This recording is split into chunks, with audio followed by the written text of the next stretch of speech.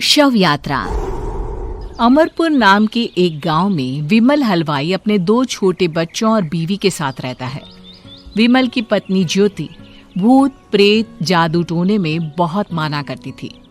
इसका बिल्कुल विपरीत विमल इन चीजों को दक्यानुसी माना करता था। रोज की तरह विमल अपने मिठाई की दुकान जाने के लिए निकलने की हड़बड़ी में होता है। मैं निकलता हूँ ज्योति, देरी हो जाएगी, दुकान भी खोलनी है मुझे। अजी ध्यान से, आज अमावस्या है। रास्ते में कोई कपड़ा या कुछ भी गिरा हो तो उसे लांग मत दीजिएगा, बगल से चली जाइएगा। अरे ऐसे तो तुम मुझे पागल ही कर दोगी क्या?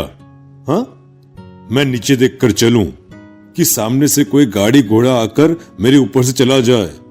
दोनों हालत में तो मेरी ही मौत है। अरे क्यों सुबह सुबह इतनी अपसुगनी बातें कह रहे हो जी? मेरे गांव में तो ऐसा आंखों के सामने होता हुआ देखा है मैंने, इसीलिए कहती हूँ, वरना मुझे क्या, पड़ोसी को तो नहीं कहना चाहती मैं। पति है आप मेरे, इसलिए बोल रही हूँ। विमल अपनी मिठाई की दुकान चला जाता है। दुकान पर पहले से ही ग्राहकों की लंबी लाइन लगी हुई थी। ये लो, वहाँ ज्योति अमावस्या को लेकर परेशान है और आज तो हमेशा से ज्यादा ही लंबी लाइन लगी पड़ी है। अच्छी खासी बिक्री होगी आज। विमल दुकान खोलता है। एक के बाद एक ग्राहक उसकी दुकान पर मिठाई ले रहे होते हैं। तभी गांव की एक बूढ़ी औरत विमल से कहती है, जिस तेजी से बिक्री हो रही है, कहीं किसी की नजर ना लग जाए, नींबू मिर्ची टांग ले। अरे क्या चाची तुम भी, ये सब नजर बजर कुछ नहीं होता है। कैसे लोग हैं मेरे आसपास। अपनी दुकान से शाम को विमल हंसते कूदते वापस घर आता है। हाँ, आज तो अच्छी खासी बिक्री हुई है। एक महीने में जितनी बिक्री होती है, एक ही दिन में आज उतने पैसे कमा लिए मैंने।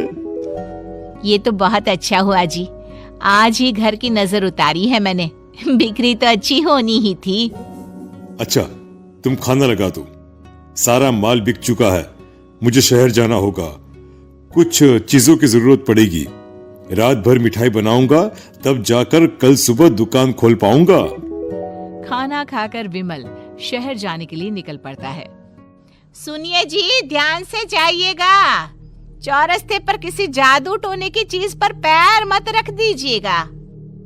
हे भगवान, हद हो गई ज्योति, ये तो मैं जा रहा हूं। विमल गुस्से से शहर जाने निकल पड़ता है। रात का काला घना अंधेरा, चांद की एक भी किरण ना होने के कारण अंधेरे में कुछ भी देख पाना मुश्किल था। जंगल के बीच के एक अधकच्चे रास्ते से विमल जा रहा होता है। चारों तरफ गुफ अंधेरा और सन्नाटा सुनाई दे रहा था, और सुनाई दे रही थी विमल के पैर के नीचे आ रहे सूखे पत्तों की आवाजें। तभी अचानक दूर से उसे कुछ आवाजें सुनाई देती है। अरे, ये इतनी रात को जंगल के रास्ते कौन जा रहा है? शायद कोई टोली होगी। राम नाम सत्य है, राम नाम सत्य है, राम नाम सत्य है, राम नाम सत्य है। धीरे धीरे आवाज कुछ कुछ सुनाई पड़ती है।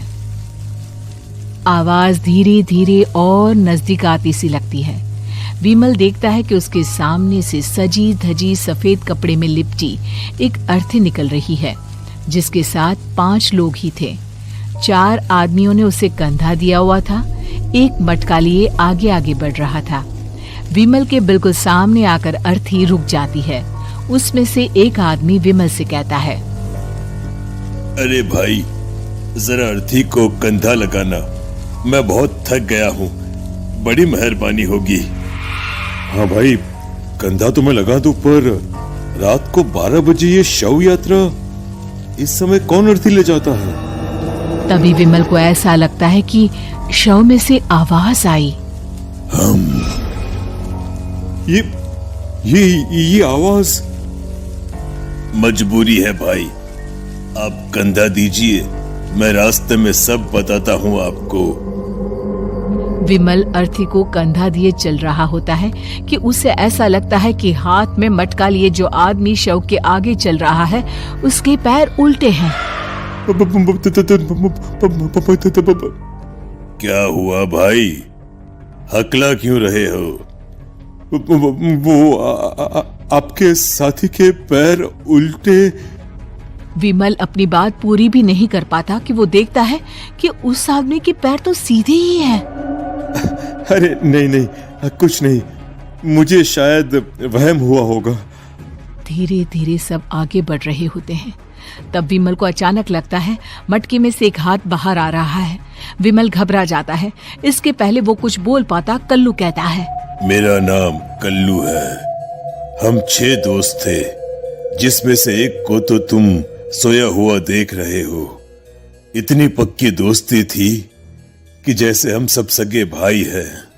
पर किस्मत का कोई क्या कर सकता है। आज से 4 साल पहले एक नदी में हम सब नहाने गए थे, जिसमें डूबकर राजेश की मौत हो गई।